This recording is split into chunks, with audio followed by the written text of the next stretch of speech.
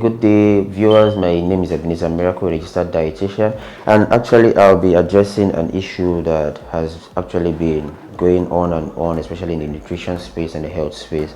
The question is, do carbs or will carbs make me fat? Carbs meaning carbohydrate.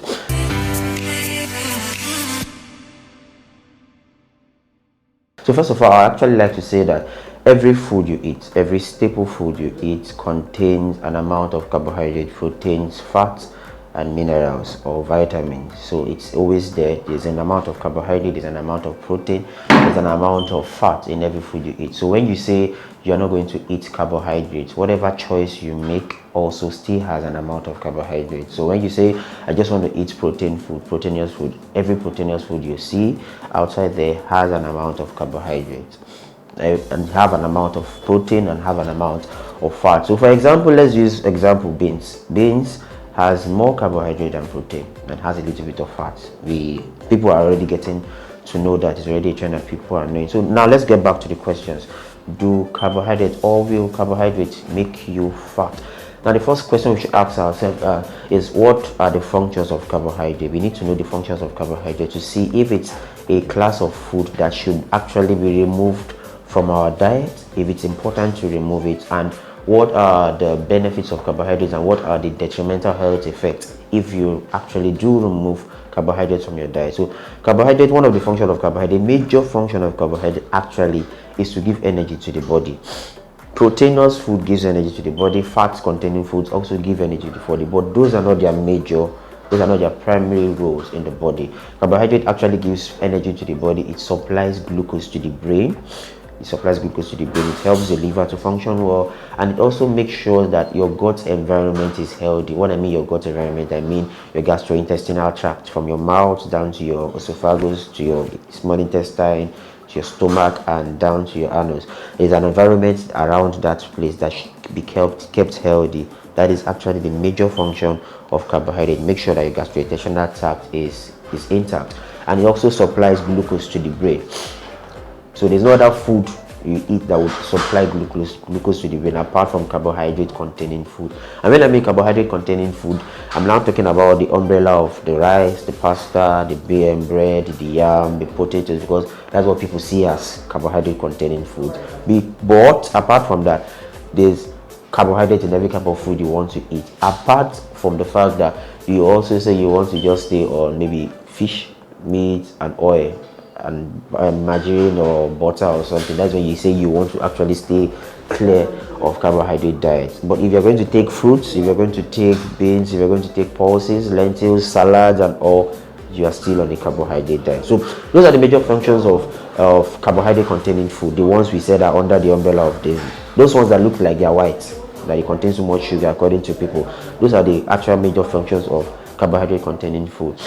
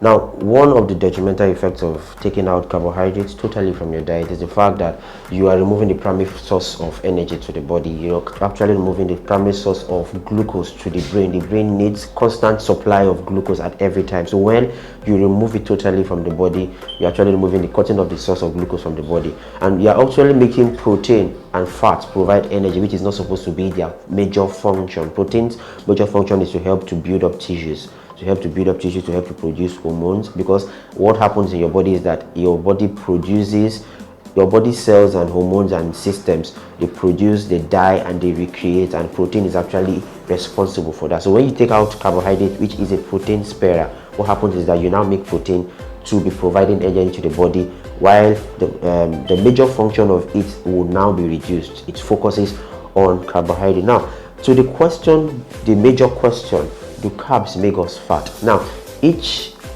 nutrient, that is the major nutrient, the macronutrients that are needed in high amount, that's why they are called macronutrients. They are also micronutrients. Each nutrient, per gram, they supply the body with an amount of energy per gram. So gram for gram, when you compare carbohydrate, protein, and fat, 1 gram of carbohydrate gives about 4 kilocalories.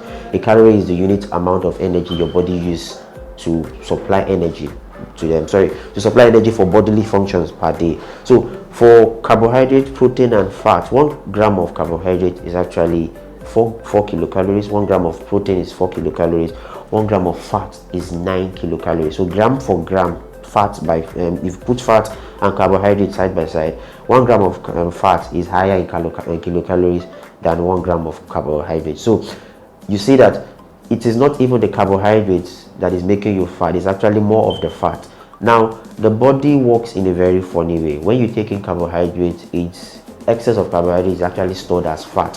When you take in fat, excess of fat is not stored in the body, it's actually burnt off if you are going to be active during that day.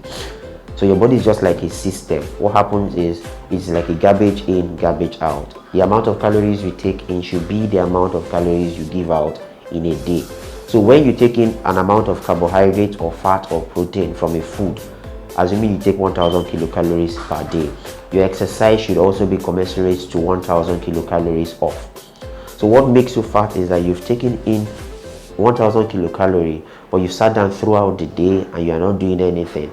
You are sedentary, maybe at work, you're always sitting down, you're not walking about. You've not burnt calories that is up to 1000. Maybe in a day you just burn about 300 kilocalories, but you've taken 1000. So that is an excess of 700 kilocalories is still left in your body. The next day you still take in more, because the calories in your body, when you don't burn them in a day, they are stored in your body. And most times what happens is that they are stored under our tissues, either under our tissues or in our fat stores. Stored under our tissues in our fat stores. So 1 gram of carbohydrate, 1 gram of protein, 1 gram of fat would give you an amount of kilocalories. Just carbohydrates won't give you all the kilocalories. Just proteins won't give you all the kilocalories. The same thing for fat. Just fat won't give you all the kilocalories. So each of them, when consumed, gives you an amount of calories. So if you are not active that day, you just know that you stored in calories without taking them out. That is how it works. So one major nutrient won't be the one that is actually the culprit, or the fact that what will I use? What English should I use? One major nutrient won't be the reason why you are fat. No, or taking out one major nutrient will make you reduce in weight or something. No, that's not how it works. How the body works is, the body works like a system. We bring in garbage and we take in garbage. We take in calories, we have to actually give out calories. So only carbohydrates is not what is going to make you fat. No, like I said from the beginning, every food you eat, every staple food you eat, be it rice, be it beans, be it plantain, potatoes. Do we have food in Nigeria? Actually, yeah, we have a little bit of food in Nigeria. And all those things, oats and anything you can actually think of, all of them contains an amount of carbohydrates, fats, and proteins, which are the macronutrients. So you can't totally remove them from your diet. And carbohydrates also are not the ones making you fat. An excess intake of calories with a reduced amount of working out or exercise or activity, bodily activity, is what makes somebody fat, not carbohydrates in our diet. So the way you lose weight is you should know your body type. And then when I mean body type now, I don't mean the mesomorphs or endomorphs or something. I mean what is your body size, what size are you, what is your height, what is your weight, what's your BMI possibly. And just BMI won't actually give you a good what will I say, a good detail about the amount of fat in your body. So you should have those things at the back of your mind. The way you know your number, the way you know your account number, so you can easily send it to one person that asks you for it, should be the same way you should know your height, your weight, your BMI, possibly your body fat and all those things. So when you know those things and you actually look at it, you know the amount of calories you're supposed to take in. That is actually the work of a dietitian, though. We are the ones that will be able to do the calculations for you and tell you, okay, you are actually a 5'9" and you're 75 kg, you're supposed to be on 2000 kilocalories, you're supposed to be 1800 kilocalories, because there are many calculations to get down to that calorie intake. So when a dietitian does this for you, and when he does the calculation and he tells you, okay, you're supposed to be on 1800 kilocalories, and these are the foods you're supposed to take, these are the amount of food you're supposed to contain. So when you do those kind of things and take your normal amount of food you're supposed to take, that is lesser than what you've been taking before. Because most people will tell you, I don't eat too much, but when you start asking them how much of rice do you eat, how much of beans do you eat, and when you do your calories, you just notice that some of them are taking about 3000 kilocalories, some of them are taking about 2500 kilocalories, and not just from the normal staple food we see around. And when I mean staple food, I mean the rice, the beans, the conventional foods you have, not just from the normal staple foods. Calories also come from outside the normal conventional foods we know. Calories comes from sugary drinks, pastries. Those ones are even actually the worst type of calories. The ones that comes from sugary drinks, the ones that comes from pastries, the ones that comes from processed foods. Those ones have, what they have actually in them is the trans fat. The trans fat that is actually very detrimental to your heart health especially. So those ones are the ones that majorly make you fat. So if you want to say stay away from carbs, you actually should be saying stay away from processed carbs and not the natural occurring fat in our normal food. So if you want to say that, stay away from processed carbs and all. So going back to how should you lose weight. So when you know the amount of calories you're supposed to take in and add it to exercise, because those things actually go hand in hand. The amount of calories you're supposed to take in, know the portion size of each food you're supposed to eat, and cut down on junk foods. When you know that, when you stick to that, and when you also do the type of exercise you're supposed to do, either aerobics or cardio exercise, with that way, you will notice that gradually you reduce in weight. And it's not a quick fix to anything. There's no quick fix to losing. There are quick fixes to losing weight. You can do so many types of things, but the ideal thing is know the amount of calories you're supposed to take in, know the amount of time you're supposed to do exercise. At least 30 minutes to 45 minutes max is okay. So when you do those two things, merge the two things together, most times this thing is just about a lifestyle modification, a sustainable lifestyle modification. So it turns to a lifestyle for you. It's not something you just say, okay, I'm giving myself 3 months, I want to lose 20 kg in 3 months. Actually, it's actually a crazy type of losing weight. I'm just saying, I'm giving myself 3 months, I want to lose 3 kg, 20 kg in 3 months. So when you do 20 kg in 3 months and you've lost the 20 kg, by adventure you lose the 20 kg, then after the 3 months you go back to the normal way of life of eating anything you see and taking much calories and not doing exercise, staying sedentary. So when you do that, you notice that the weight will come back again and you are just going to be living in cycles. So that's why I said it should be a sustainable lifestyle. A sustainable lifestyle where that diet you're going to be on is something that you can do forever. It's not something you are going to get tired of and say, okay, I'm not doing it again, I'm out of this, I'm going back to my lifestyle. No. So know the amount of calories you're supposed to take in, know the types of exercises that suit your body, because there are some people that might not be able to do some exercises and some people that might be able to do something. Just know the two of them, match the two programs together, and you see you lose weight.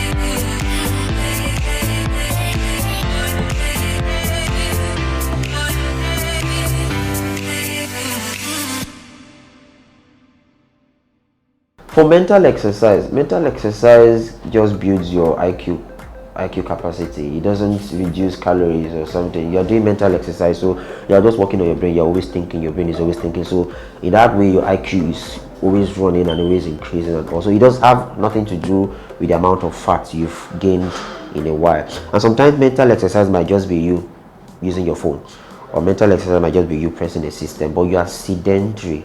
So you need to move about. Most times I don't just sit down on my chair, because most times my work is majorly, everybody wants to go digital now. So most times some patients and some consultations are online.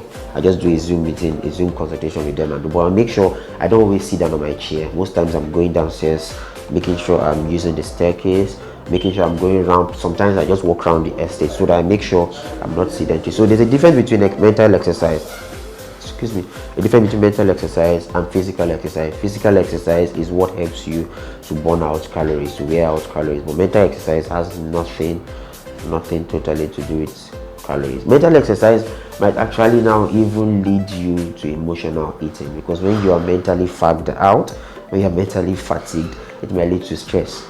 And when your stress levels are high, your cortisol levels are high. And when your cortisol levels are high, you are wanting, so because most times what happens is that when they're mentally stressed at work, they resort straight to eating. So it's called emotional eating. So when you think you're doing mental exercise, you're actually increasing your stress levels, and when you increase your stress levels, your appetite levels might also increase. Like I said, one of the major functions of carbohydrate is to keep the gut healthy, the gastrointestinal tract. Now the gastrointestinal tract contains bacteria, the good and the bad bacteria. Now what happens is, if the amount of good bacteria are lower than the bad bacteria, then there'll be a problem, because your gut totally controls your health. Your gut health is your main health. Everything that goes through your mouth, everything, the health of your gut environment, that is your gastrointestinal tract, determines your health. So if the bad bacteria are more than the good bacteria, they start giving you problems. You can now fall sick easily. You can be prone and be at risk of getting a disease. Not like you are going to get a disease if you remove them. You can just be prone because the carbs that supply those good bacteria for their functionality have been cut out, and the bad bacteria are now made to thrive more than the good bacteria. You're supposed to lose about, if you follow the normal way of losing weight, the normal way of losing weight, the medical way of losing weight, ideally you're supposed to remove about 500 kilocalories from your normal consumption. But what happens is, when you remove 500 kilocalories from your normal consumption, you're supposed to lose about 0.5 kg per week. So if you want to lose 0.5 kg per week, which maybe a good exercise plan might give you 1 kg per week. That is the ideal way to lose weight. 1 week 1 kg, 1 week 1 kg. If you overdo it, you might get to 1.5 kg or 2 kg. So that is the idea. So people that do 10 kg in 2 weeks, 20 kg in 1 month, that is extreme. It's totally extreme. It's not advisable. Why it's not advisable is that those ways, those measures they take, most times they either go through green teas or slimming teas or some supplements or one very weird way of losing weight online, and that was the tapeworm way. There are pills that contain tapeworm. You take it into your body, and the tapeworm disorganizes from the pill and gets to your stomach and eats parts of the food. And also, people do so many things to lose weight, but the ideal way is through a sustainable lifestyle. Like I said, it has to be a lifestyle where you don't get too tired of it. It doesn't have to be rigid. It has to be a very flexible thing. And you don't have to take teas or supplements or concoctions, because most times these things, what happens in them with all these pills, the green teas, the supplements and all, what happens is that when you take them in, they just induce diarrhea on you. So obviously when you have diarrhea, you go to the toilet very, very well, you lose weight. There's no how you will not lose weight. Or you do a very, very strict crashing diet. You're supposed to, the lowest you go on reducing diet for patients is about 1,500, unless the person is morbidly obese. And when I mean morbidly obese, that means the person might be up to 40 kg per meter square BMI. Then you can now consider 1,200. But the ideal one is 1,500 kilocalories. That is the ideal. But most of these weight loss go as low as 1,000 kilocalories, 900 kilocalories. So when you go on a drastic calorie deficit diet, there's no way you wouldn't lose weight. But those things happen that when you do those things, it's not going to be sustainable. You can't stay on that diet for a very long time. And when you've lost your 10 kg in 3 months, when you go back to eating the same way you've been eating, it now becomes a cycle. The weight comes back in and you have to go back again to try your weight loss. So it's better you just do a sustainable way where you know that you're not crashing too much, you are not doing any rigid restrictions, you're not even removing any food from your diet at all. You can eat every food you want to eat, you can take whatever you want to take, and you're still going to lose weight. The thing is, people are not just patient with this weight loss thing. They just want a quick fix. They want to just lose the weight and have their summer body and all. But I wonder why people are still doing summer body. There's body positivity campaign going on, and everybody saying your summer body is your body, your normal body. The thing is, the ideal way to lose weight is just being sustainable with your lifestyle modification. Just do a little bit of modification here and there and make sure it's actually clean. Okay, before I give out a perfect meal plan or something, there's no perfect meal plan. Most times meal plans are individualized per se. There's no one way fix it all for somebody. So I cannot say this is a perfect meal plan, because if I say it's a perfect meal plan to lose weight or for an ideal person, everybody that sees it online might just go and say, okay, let me do this and I will lose weight. No, it might not work for everybody. So the ideal thing I would still say is know your size. Speak to a dietitian, a well-trained dietitian. The person will be able to put on an individualized, everything about diet, everything about health actually individualized. It's just like the medical line. When you tell the doctor you have headache, the person will still have to check very well, why is this headache coming? Because I gave a patient that said I have headache, paracetamol doesn't mean another patient will come and I just give headache. There might be another issue to that. The headache might just be, just go and drink Coke and you'll be fine. I must not give you the same drug. And also medical practice, dietary practices are actually individualized. So when somebody comes and tells you, assuming 2 people come into my office now, 90 kg, 2 of them, to you, the 2 of them are obese. But when you probe further, the first Mr. A might be 90 kg but 1.8 meters. So he might not be above his BMI. And even though he's above his BMI, there are also some things I need to check. Is he muscular? Is he actually a sports person? Someone like the Big Show is muscular, and if you check his weight, he might be up to 150 kg, and his BMI might be up to 30 something, which is above the normal BMI threshold. But he's healthy because he's actually a very, very active person. But somebody else comes and is not active and comes with the same height, the same weight, and the person is looking all obese, and I ask the person, do you engage in any physical activity? They say, no, I don't do anything, I just sit down. So that's the person I need to do it. But if the 2 of them listen to this and I say, okay, this is for you that want to lose weight, your BMI is more than 30 kg per meter square, go on this diet. The person that is actually someone that goes into very strenuous sports will go on that diet and go to do his sports and faint there because he has gone through this weight loss diet. So it's not a one way fix it all. It's not something like I just say, okay, this is how it's supposed to be and all. No, at all.